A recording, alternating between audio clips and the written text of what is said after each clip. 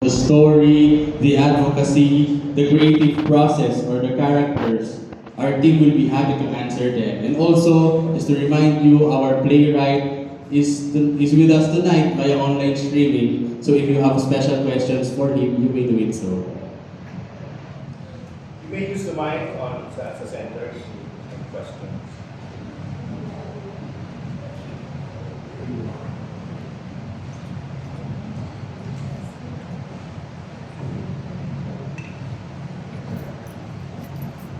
Hello po, Axel from Yatro Pinas.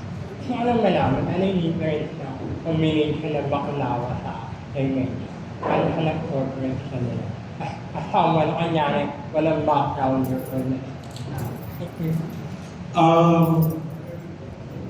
Yung introduction ng Bakunawa doon sa Dementia Story, it's there already. So pumasok ako sa production na to, given na yun. So they use, the playwright used the myth of the Bakunawa as a metaphor to illustrate further kung ano ang effects ng dementia. Kasi ang Bakunawa, parang sea serpent, parang siyang dragon na kinakain niya yung mga buwan.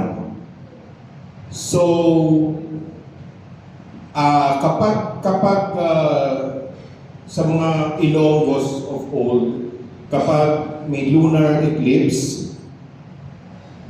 inaano nila yun na yung Bakunawa kinakain yung buwan.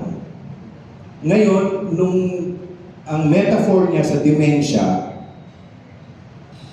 yung Bakunawa kinakain yung memory ng dementia patient. So, ganun namin siya nilatag doon sa play. And I think si Benny, nung siya ay bata pa, he's very familiar with Bakunawa. Parang panakot yata sa kanya yung bata. Sige, kakainin ka na Bakunawa, parang gano'n. So, very much ano siya sa Bakunawa. So, tama, Benny? Yeah. So, yun. So, ako naman, sabi ko, ano bang Benny gusto mo dito? Remember, pumasok ako, may play na. Nung inassign ako to direct, sabi ko, kailangan baguhin yung play. Buti naman si Benny mabait at pumayag. Kaya nga, nung ma-revise na yung script, sabi niya, ibang-iba na to from the original. The original script was linear. Scene by scene, kung na itong nangyari. My version, ginawa ko siyang non-linear. Walang succession ng chronology ng time. Kasi ang POV kong ginamit ay POV ng dementia patient. Di ba ang dementia patient, minsan bumalik sa past. Minsan, looking forward, minsan future. So yung transition ng scenes, ginawa namin gano'n. So actually, it's the structure of the play na pinaglaruan ko. Kaya nawala yung pagka-linear ng play. Nawala, when it was linear, it was so episodic. Yun ko napansin, parang, tapos papahinga ka. Another episode, bakit hindi natin gawing dire-diretso ganun? At ang play namin po would run for 1 hour and a half without intermission. Dire-diretso. One good thing, one last when I was researching about Bakunawa, nalaman ko na yung mga Ilonggo, nung mga unang-unang Ilonggo, pag lunar eclipse, pinapatunog nila ang kawali, kaldero, sa paniniwala na yung ingay na yon, hindi matutuloy yung eclipse, ibig sabihin hindi makakain ng Bakunawa yung moon. Sabi ko, ang gano'n nun. So we start and end our play with the banging of the caldero and dano. So, yun, yung mga ganong process ang ina-adapt namin dito sa play. So, hindi pa kami tapos ng exploration. Pero, yung banging of the yung sabi ko, Benny, we should start with the banging of the kawali and caldero and so naka-bookend siya. Yung gitna ang storya, pero we will do the ritual of banging para maano yung Bakunawa. So, yun lang. Thank you. Is there any more question? Can you smile? Anyone can. By the way, I'm Mariby from Maritime Horizons Agency. So my question is, what message do you hope audiences will take home after watching the play? So anyone can answer.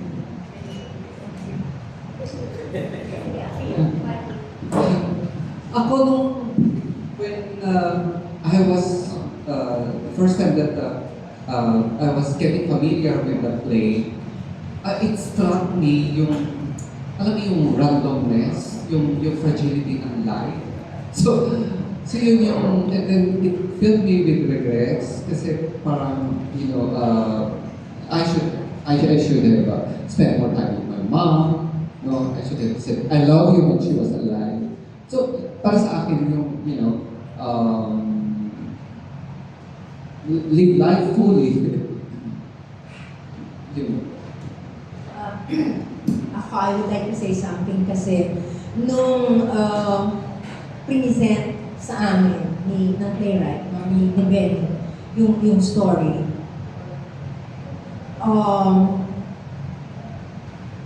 it's a very powerful story, and the use of the myth of the Bakunawa, the moon and the Bakunawa, is also very colorful talaga, at ang ganda talaga ng pagsasanib ng reality of the dementia and the metaphor being used via the Bakunawa. But in the middle of all of this color, of all of this parang mga dramatic renderings, no, that can be there dahil sa dementia, there was one thing that really stood out for me. And that was yung devotion ng anak na lalaki to really take care of the mother. No, kasi syempre may buhay naman siya, di ba? In fact, nasa Sydney siya noon. Iniwan niya yung lahat to go to his mother and to take care of her. And yung paglatag ng kwento, kinwento niya sa amin, syempre lahat na how difficult it was. It wasn't easy. Yung mga, kami iyak. Kasi yung mga dinaanan niya, syempre, meron ng ano dyan, yung parang the most painful moment para sa kanya. Eh, tinatanong namin siya, so ano yung most painful moment mo? Kasi ang dami-dami. Sabi niya, yung kaya ko yung mga paglilinis ng dumi. Kasi syempre, he had to clean his mother up. Diba kapag wala na, kahit saan na lang, dumi. Sabi niya, more than that, kakayanan ko yun. Kaya ko yung puyat, kaya ko yung mga demands niya na unreasonable, yung mga temper, pag-flare up ng temper niya. Pero sabi niya, ang talagang what really broke his heart was when he was looking at his mother's eyes and he realized he has vanished from her memory. Yun daw talaga yung parang really broke him. So at the end of the play, so kita mo yung hirap niya, diba? Kita mo yung sacrifices na ginawa niya. So parang you would think na ang bottom line is mahirap to take care of somebody na may dementia. But sa point of view ni Benny, which was really very powerful as far as I was concerned, at the end of the play, when he looks back, kasi of course Mamay passes away, diba? So when he looks back to that time na ang hirap ng ginawa niya, what remained with him was the thought that the experience was really a gift for him. It was a gift na parang sinasabi niya na parang hindi it will never be the same kung hindi niya nagawa yun para sa nanay niya. That na lahat ng yun was really a privilege for him, that it was really a gift. So that's how he ends his play. Yung realization na, oo, mahirap siya, but more than that, ay yung sense of gratitude niya that he was given that opportunity to do that for his mother. Doon ako na-move talaga. Yun. Hanggang ngayon na-move talaga. We never talk about it. Ako parang, how do I explain this? Kasi maraming angles yun sa akin. No, but being already old, being already a senior, no, dalawang preparations yan eh. Either ang gusto ko lang i-impart as a basic educator, di ba parang gano'n? I just want to be able to impart how precious it is to be with our loved ones. Especially what's happening nowadays, di ba? And dito uso na rin yung dali mo na sa seniors home, dali mo na sa ganito. Eh bakit nanganak ka pa, dinala mo sa bahay ang puno ng anak mo? It's as simple as that for me. No? Nung bang wala pang alam yung anak mo, mahirap ang alagaan, pinamigay mo ba? Diba? So, more, sabihin natin, medyo mas malaki mamalaki ang tingin ko pala ng aspect na kailangan makita ito ng bawat Pilipino. Kasi, hindi tayo paling makigaya sa ginagawa ng iba or sa nangyayari sa iba. Because what makes us whole is really our relationships. What makes us human is our relationships and not us alone as a person. So like, as I said a while ago, had I known better, no, I could have offered a better time with my mom and with my father. Ako kasi basically, hindi mapupunta tayo ng personal na, i-align, not this is not about Pakanawa, but i-align ko lang na I have my own dreams as a person, I have my own personal wants, and I have my own strengths. But because I love my parents so much, I have become successful. I have become successful in the eyes of other people, no? You know, and it's not because I wanted this, but because I love my parents very much. And I want to be able to share whatever values they have, beliefs that they have, and the experiences that I've had with them. I want to be able to impart that to a lot of people. And yun ang nakita ko na walang magkakamali, walang masasayang, walang mamawala if we share more time with our loved ones. O if we spend more time with our loved ones. Kasi ang tendency natin, may sarili akong buhay, bahala na sila. No. Community living yan, sharing yan eh. Meron tayong silver thread around each other, among each other. And we may not be as wealthy as the other nations, but we're happier. And I can say that because I live back and forth Sydney and I also travel. Yun yung kitang-kita ko na advantage natin. Yun ang kitang-kita kong strength natin. That no matter what happens in the future, we will all survive it. But we have to know our own strength. This play would show you. Sabi ko nga, yung mga nakapanood and others who have read the script, sabi nila, tearjerker naman yan. Our intention is not to make you cry or anyone cry. But hindi mo maiiwasan. Kasi makikita mo ang sarili mo in any part of the script. So again, it's really more of a, kung kaya nga lang namin, ilibre na lang itong show na to para lang makapagbahagi na. Kasi, di ba, like the joy, one time, nakinig ako ng pisa ng pare, sabi niya gano'n, yung ayaw mamigay, what they lack or what they miss is the joy of giving. So it's the same thing here, kami mga artista. It's our joy to be able, not to show our talent, to express ourselves through our talent, pero hindi para puliin kami. But it's really more of, ano ba kaya namin ibigay? Di ba? Yung sa talent namin, maibahagi yung mga messages. So, sabi ko nga, this is for all seasons ng mga audience. Pero lang, wag lang PG-13. PG-13 pala, kasi pag younger pa, baka hindi pa nila maintindihan. So, thank you so much po. It seems like Sir Bay would like to share something. He's raising his hand. Go kapatid.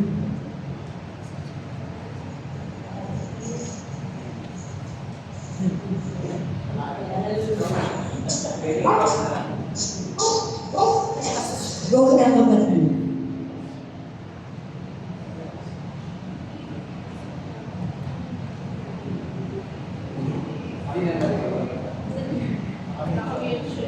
pamiyat na lang po, sir. Ay, nakamute na. Can Ayan. I say something? Yes, sir. Okay. Good evening, everyone. Kami po sa lahat. Maraming salamat po. Pinagmulakan niyo kami. But most of all, first thanks to Arlene and Lee for bringing this play to Philippines. That they had the audacity, the nerve to gamble on this play. Kasi po, itong play na to, for me, it's not about me. It's autobiographical play that I wrote through the journey of my career journey with my mom for 8 years. I wrote this because I want to share this understanding and awareness about caring. At saka at the heart of this play, it's not about dementia really, nagkataon lang na dementia ang illness. But the universal theme is just caring for someone who's out. Whether it's your friend, your mother, your lover. I think that's the heart of it for me. And thank you very much again for allowing me to be heard and witnessed in the Philippines.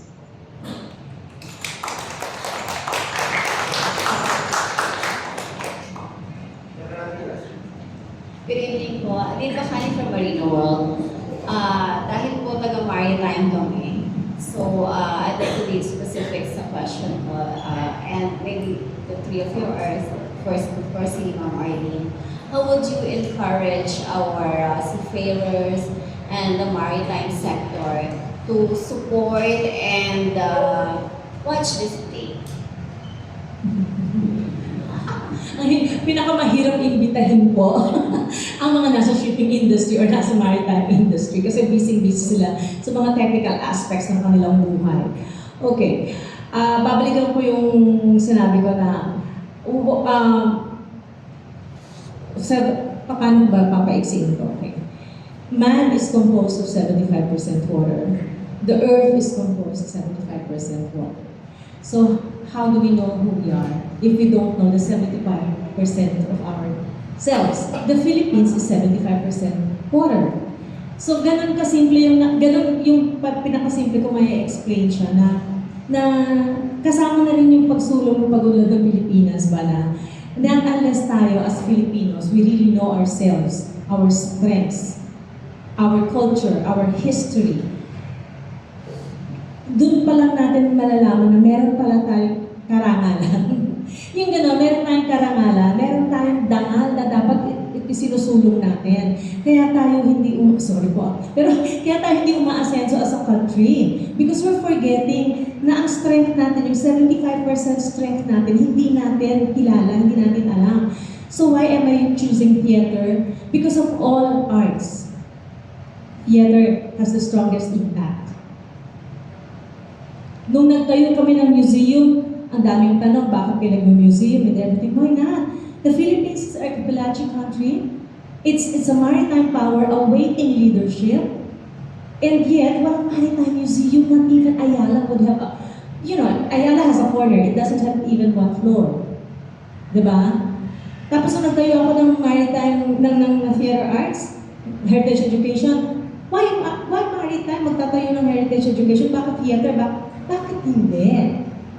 Bakit hindi? Paano natin papaalam sa mga tao? Hindi naman lahat nagbabasa, hindi mahilig lahat ng ito. But if you put art, especially theater, yun ang gamitin mong medium to spread the news, yun na po yun. Kasi ako naniniwala na lahat ng tao, para maging leader, kailangan alam mo kung sino ka, alam mo yung background mo. So, yun lang yung gusto ko. Ang pagmamarino, hindi lang yung mga pagsakay ng barko, pagdala ng mga ganito. Tayo yung we're actually one of the 8 industries strongest in the world. So, yun? Medical, maritime, IT, Yun yung mga strengths natin na hindi masyadong napapansin. Pasensya na, hindi ako nagpapakarebelde, pero yun yung mga hindi nabibigyan ng pansin. So ang hina pa rin natin, we always feel insecure. Ang gusto ko lang naman is empower. To empower each and one of us, especially the students. I want to empower them by knowing who they are. So with this play, ang nakikita ko lang doon is, you're a loving person, simple. Walang nakakahiya doon. You're a loving person, you love your parents, you love your siblings, and you love culture. Baconawa, Philippines, Iloilo, Visayas, Bacolod, yan. Diba? Pawikan. Yung mga bagay na gano'n. So, kailangan lang na yakapin natin. Thank you po.